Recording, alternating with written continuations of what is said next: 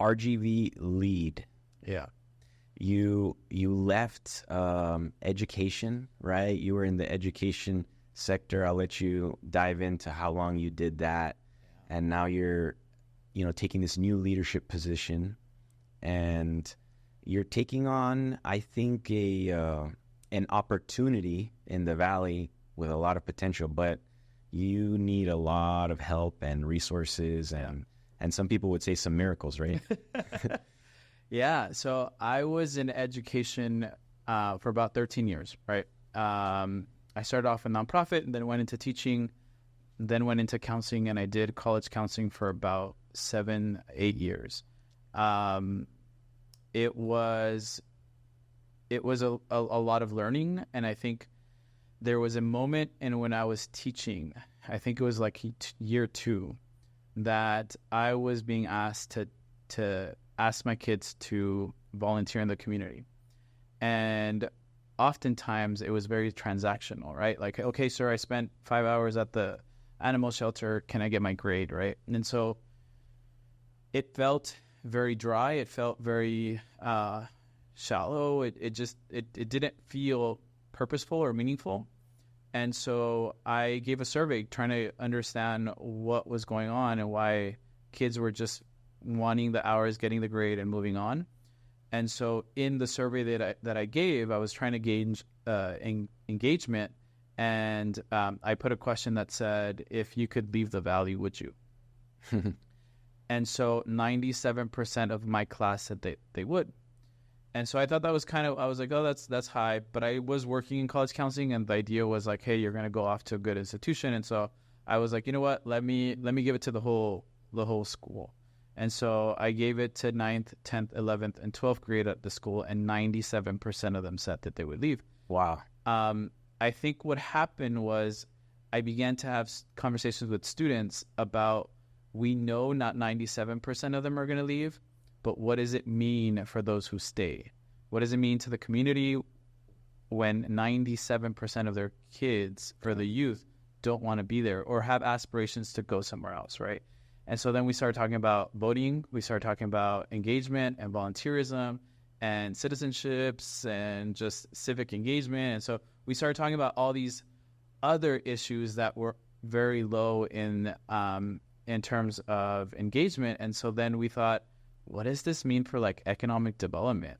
What does this mean for like city programming? And what does this mean for like just economic stability, right? And so we started pushing that conversation. And one of our first sponsors and believers was the Mission EDC. We were working at that time with the Bezos Family Foundation to curate a youth event that would speak about culture, community, and identity. We specifically focused on those 3 targets because it was our way of saying we can align interest under these hoods of identity, culture, and community, because we know that all these high school kids have experience in that, right? Common ground. That's our common ground. And from there, let's build up leadership. Let's build up engagement. Let's build up civic duties and knowledge and awareness. And so the EDC was building the SEED, which is the Center for Economic and Education Development. And so they hosted us and began really the conversation and the intersection of education, young people, the amplification of youth voice and interest, and economic development. And so since then, much of what I was working on was youth conferences, culture development, and so got involved. Again, we kept the partnership with the Bezos Family Foundation. We still host the youth event, but then started doing work with TED Education Department, and enough that I sit on the board. I sit on the advisory board for educators with TED Ed, and we constantly have these conversations about engagement. What does it mean? And nowadays, for young people to be part of solutions. Yeah. And so that's what I did for the past 12 years, right? And circling back to your question, it was RGB LEAD has been in existence for about 30 years, more than 30 years. a lot of how it started was that push and that awareness on career and technology education. And so when I graduated high school, it was called Tech Prep, right? Tech Prep. And it was pushing some high school students to take business classes, to really fall into courses that would give them a skill set that they could use after graduation if they chose not to go to college and go straight into the workforce. And so the organization has done really good work in terms of connecting industry to students, teachers, and student leaders, right? What are our industry partners saying they need? What is the workforce saying they need? And how do we align some of those needs to educational programming, to educational initiatives? And so how do we do that?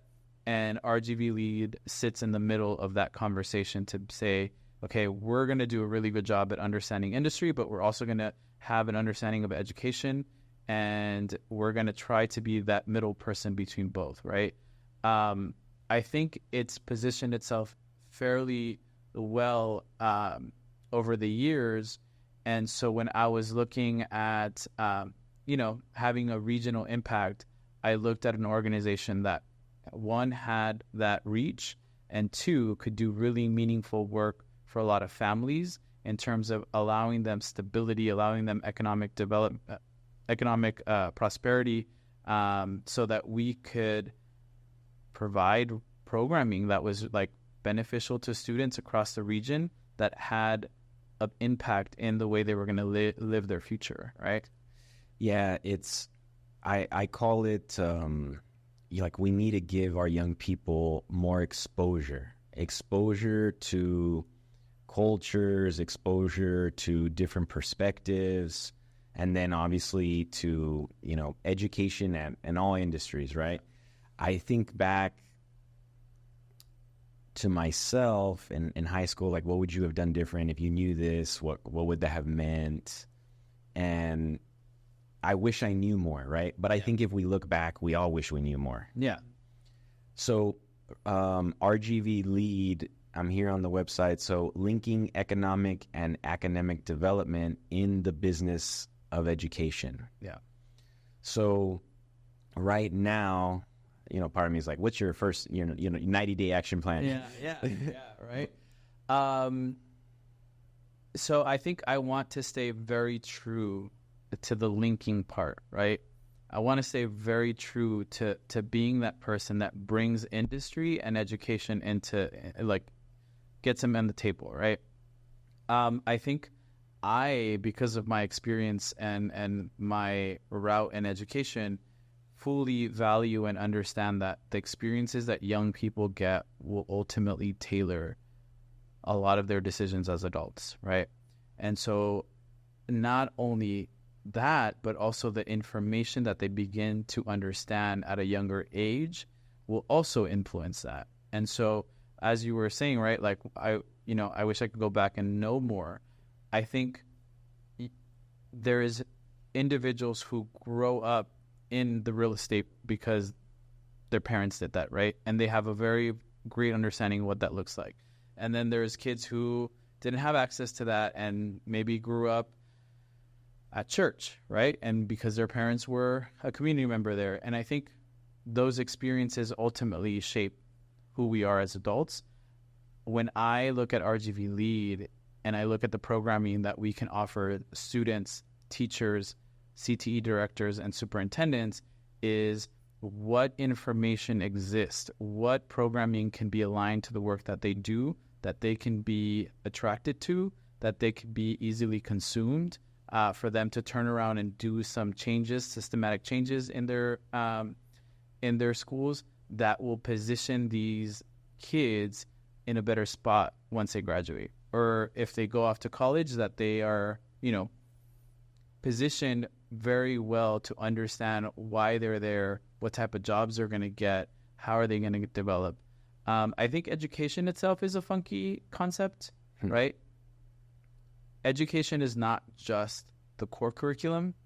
I think education is sometimes pushed over as like English, science, history, math.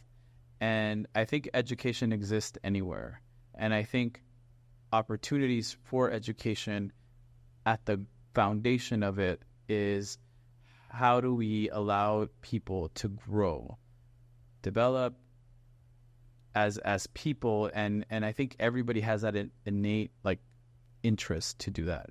And so it doesn't have to be math, English, science, and Yeah, and we can all debate on what age your brain is fully developed, right? Yeah. I've heard people say like, oh, you don't know anything until you're 25. But in my mind, I'm like, at 18, I felt pretty developed, right? Mentally.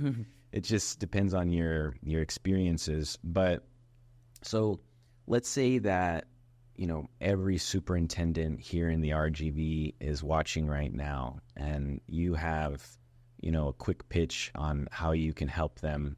What are you telling these superintendents? I think RGV LEAD is positioned very well to expand a lot of the learning that happens in the classroom.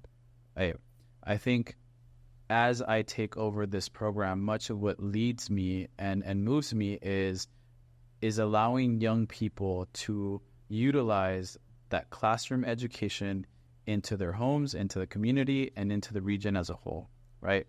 And so RGV LEAD right now, what we're doing is being really thorough and thoughtful about what programming can happen, both for the development of technical education, but also for soft skill development, right?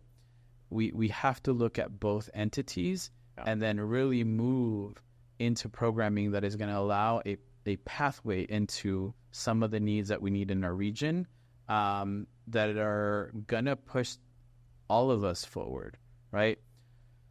We all know that there's a healthcare need in the workforce, right? But I think one of the things that we need to look at is, how do we provide programming for our students that will allow them a career in that? And there's obviously the interest in saying, oh, I want to be a doctor, I want to be a nurse.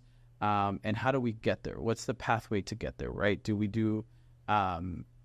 have programmings that are allowing students to get there? But also in healthcare, there's patient care, and there's customer service, yes, and there's just work ethic that needs to go hand in hand with that career, because we can have an educated workforce, but we also need them to have empathy, and we need them to have that skill set that is going to make them a better nurse, make them a better doctor. And so if we are staying true to the idea of developing the next generation to our industries and for our workforce, we need to be looking at those two pillars like equally. Yeah. A lot of the young people that I work with, we offer different internships, people that want to get into real estate. The biggest, there's a lot of skill sets that I would say, hey, we need to work on this, right? Yeah. But some of the most important things are communication. Yeah. Just being able to say what you mean, right? Straightforward. Emotional intelligence, which I think is a big thing, and it's going to affect, if it's not already, a lot of the work environments that young people are entering after COVID, right? Going back to the office, etc.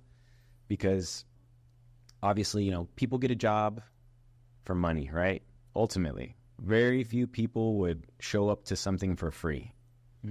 And so they're making money, right? But that's not their number one need. Yeah. Their need is to feel appreciated, growth opportunities included, a community. Yeah. And I think that we're going through a renaissance. I'm going to call it a renaissance, right? I'm going to coin that term in the RGV of there's so much happening in South Texas as a whole. Yeah. We have industries that are being set up that is bigger than our community, right? With nearshoring coming back to Mexico. So you're going to have a lot of people that are going to enter the community, right? That are connected to these companies, and they're bringing their kids here to raise their families. And we have a medical school that was started a little less than a decade ago I think yesterday I sat in on a presentation for the from the dean of the medical school, Dr. Hawker, and he was talking how they have 225 medical students right now. They accept about 50. This last year, they accepted, I think it was like 55. There was 6,000 applicants into the medical school. It is a fact that there is a shortage on physicians, and basically the accelerate to all things healthcare, right? The support staff. So I look at that, right? And then he talks about, we're number one in obesity and we're number one in diabetes, right? I see those as opportunities. We're going to be teaching the country with our medical research and the world on, hey, this is what you need to do to fight obesity. This is what you need to do to fight diabetes. We have Elon Musk, right? Who's like, we're going to launch rockets to Mars here from, Starbase or Boca Chica Beach, whatever it's called at this moment, right? And you have LNG in Brownsville, $20 billion investment. I passed by in the last week like 4 different times on my way to Port Isabel to the island. It is massive. Yeah. If you go out there, the Port of Brownsville, and you look at every time I pass by, I'm telling my wife or whoever's with me, look at all the cars parked in the parking lot. Look at all those jobs, right? And so, I call it a renaissance because the leadership of South Texas and municipalities and nonprofits, all the organizations that care about the future growth, we have a great opportunity to fill the workforce. It's showing up. Before it was like, hey, we educate them, but where are they going to work? Yeah. They're going to leave. I mean, we have companies that need solid engineers. We have a shortage of doctors, right? So we need, and these are high paying, great jobs. Now with LNG, the contractor labor, electricians, plumbers, I mean, you name it. I mean, they're making big money. And with organizations like South Texas College that provide certificates and opportunities for someone to come in and say, look, in 12 months, I'm going to learn this skill set and I can start making X more dollars. Dr. Solis, president of STC, says, well, we've realized the workforce is telling us, hey, we can't wait 12 months. You got to train them in 6. Mm-hmm. We need to pump them out. So I think that right now we definitely need to come together as a region, and it's not easy, and it doesn't happen overnight. And it's like day by day, we take little steps forward, one student at a time, one impact at a time. Yeah. Over the years, obviously, I think now, if you were to ask yourself 10 years ago, what are you going to be doing today? I think you were probably more ambitious and aggressive probably back then. Not that you're not now, but you're more realistic on timeline. Yeah. That's something that I've experienced. You talked to, me 10 years ago. I'm much more aggressive, but because there's a reality factor, right, that you develop with experience. And so, I mean, you definitely have a lot of opportunity. So you're talking to the workforce development, business owners. What is the message that you're telling them? Why is your organization important to them? So I think that the conversation between these entities is vital, right? Like you're talking about industry, you're talking about the movement.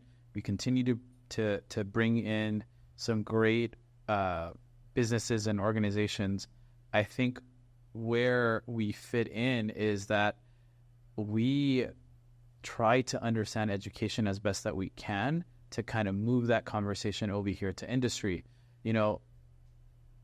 I shared this a couple of times, and it's, if we take a look at our high schools right now, the kids that are graduating are kids who experience COVID in isolation during middle school, which we all know are pivotal years for us to develop socially, develop our identity, develop just everything, the way that we interact, right? Yeah. And so the generation that is coming up to graduate is that generation that group who experienced that in isolation and found a lot of their comfort in technology, right?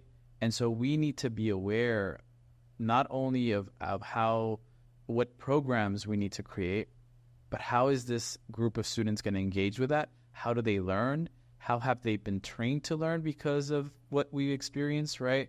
And so I think it's very important to not only know that we need these positions filled, but how do we properly train those individuals that are coming into the workforce, going into our colleges and classrooms to know what are the effective ways to educate them properly to fill in these jobs, right?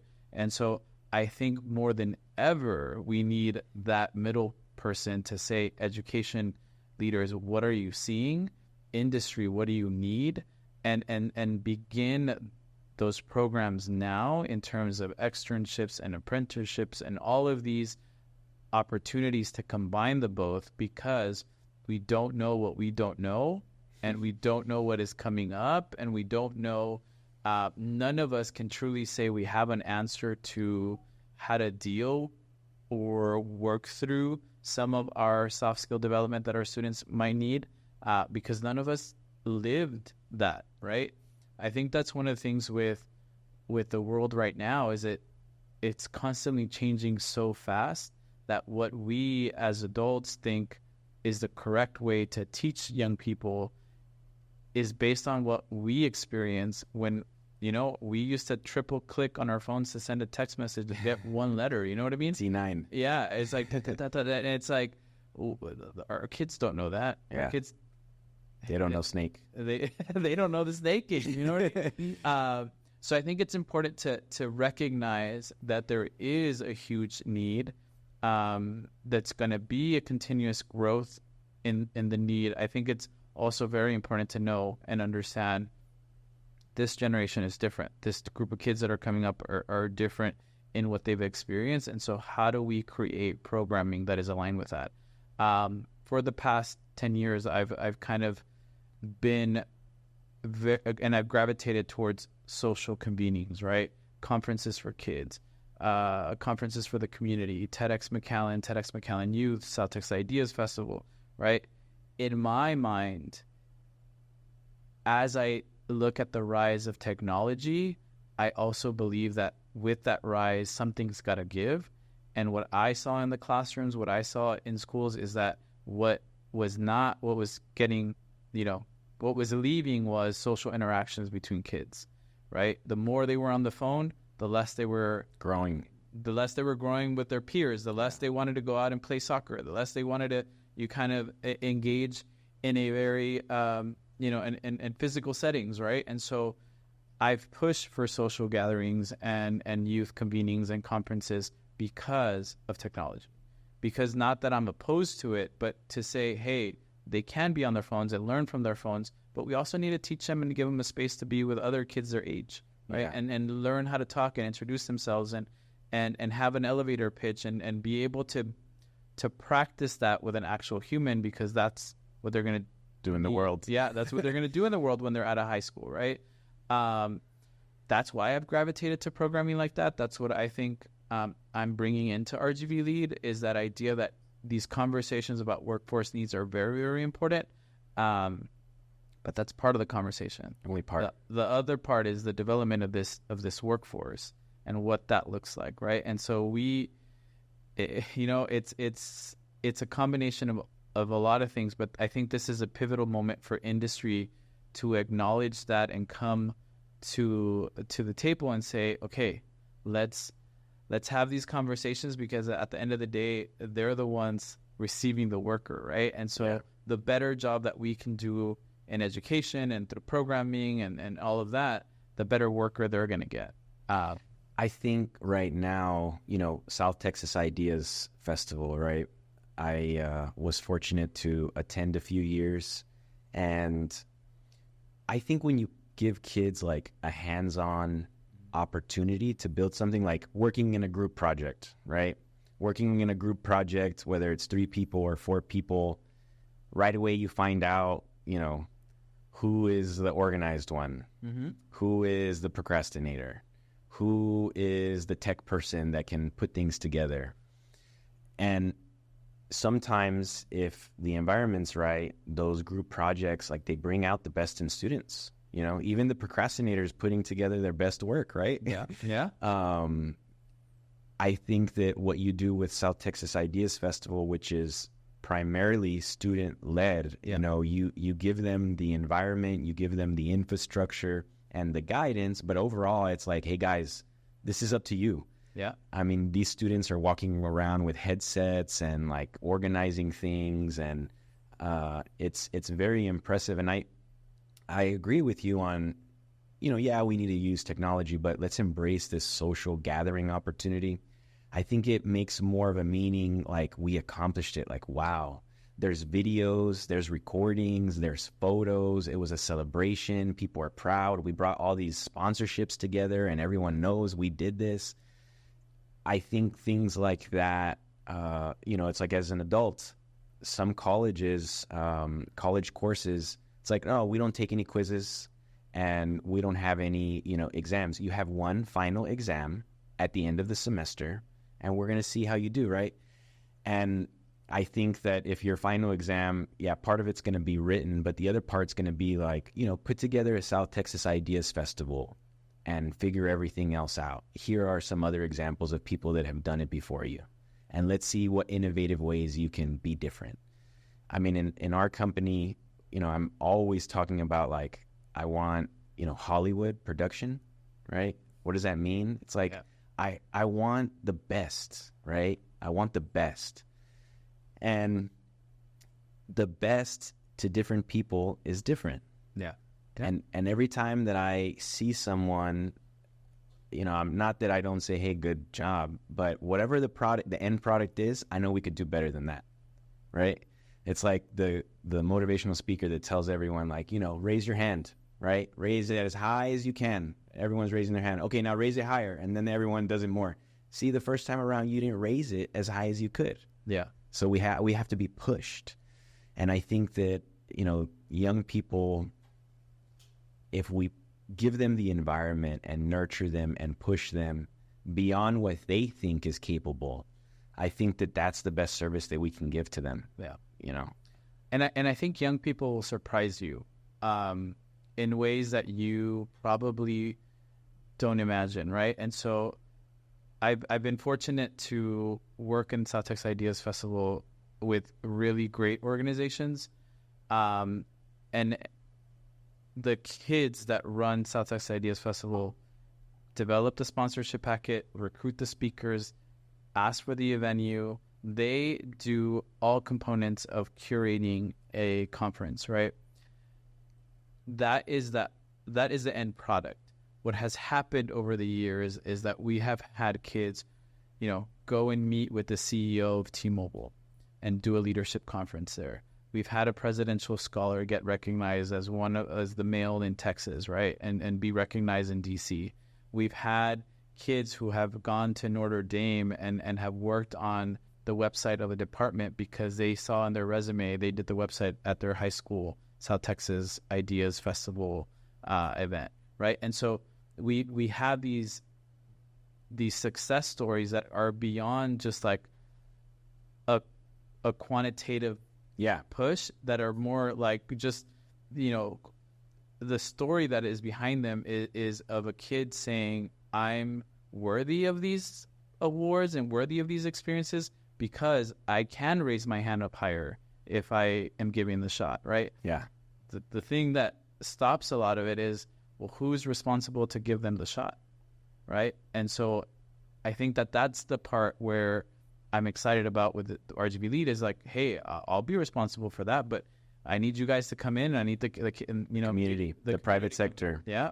Yeah. And so I think I've been shocked at some of the partnerships that we've done with STXI because Brown University has come in and given us money. Baylor, we partnered up with them. The last project I left with was it's called the National Contribution Project.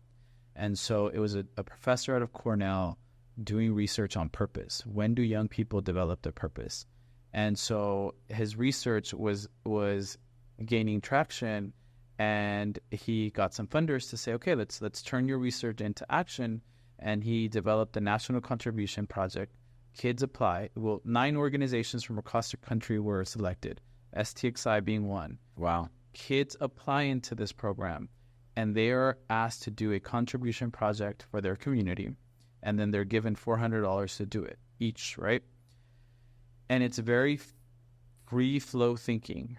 And there was stories of kids who are saying, you know what, I'm going to use my $400 to teach 3 cooking classes, because I've learned that a lot of parents are working full-time jobs, and sometimes the thing that gives is dinner time with families, because parents come home tired, they don't get there on time, or whatnot. And so my 3 cooking classes are going to be tailored for young people to learn how to make safe meals at home.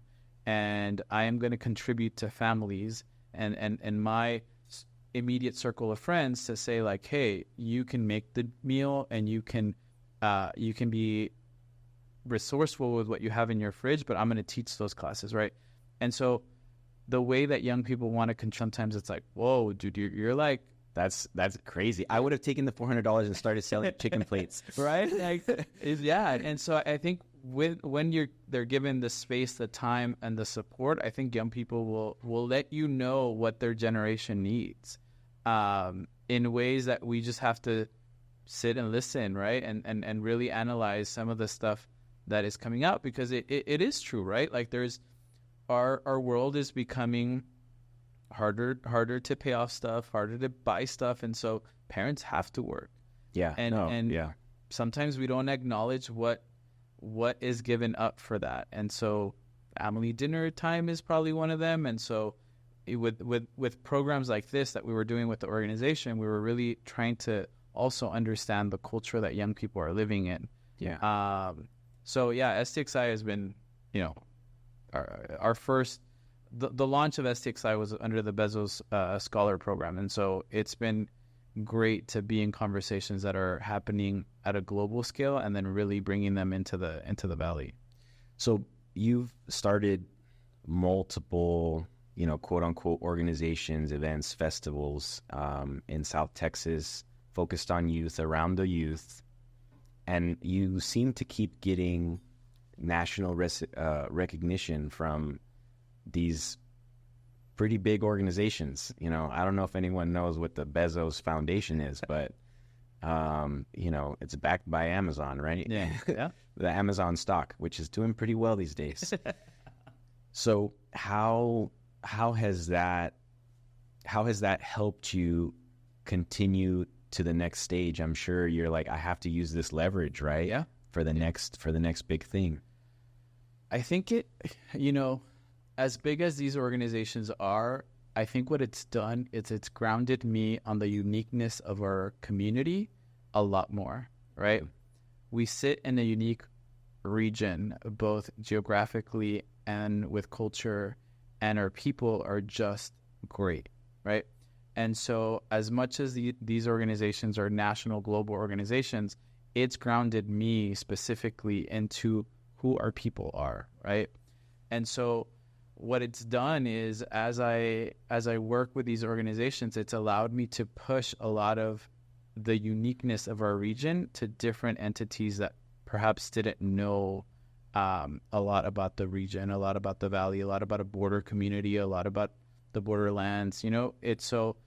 It's allowed me to push forward a lot of conversations that are often kept here or not talked about.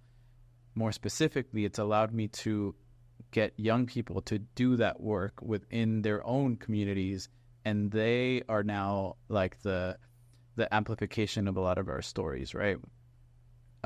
We hosted the Bezos Scholar Program about a month ago here for our festival, and they checked out South Texas Ideas Festival, and they checked out another one that's coming out of Lamar High School in McAllen called the Nettled Discussions.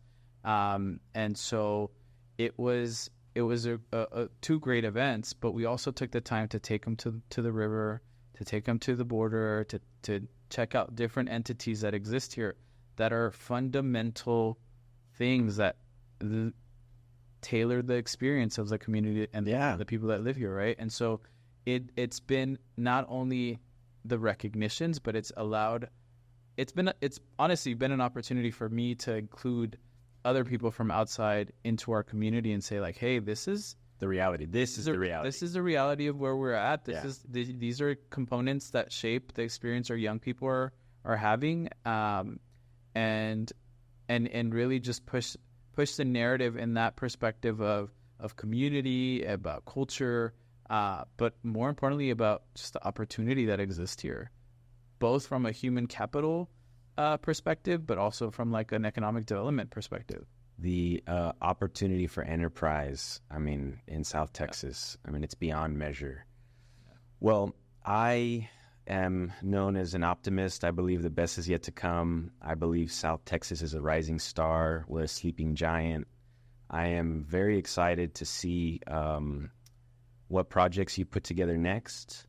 And thank you so much for the time. And please continue the work that you're doing. South Texas needs people like you. Yeah, no, thanks for the opportunity. It's always great to know that there is individuals who are supporting within their own resources some of the work that we're doing, because ultimately I'm the one here sitting in this conversation, but understanding that there is a lot of young people who are eager to have an opportunity, and if I could be the middle person to that connection, that's kind of what we need. That's what I'm doing now. So I'm excited about that. Thank you for the time. Mission accomplished.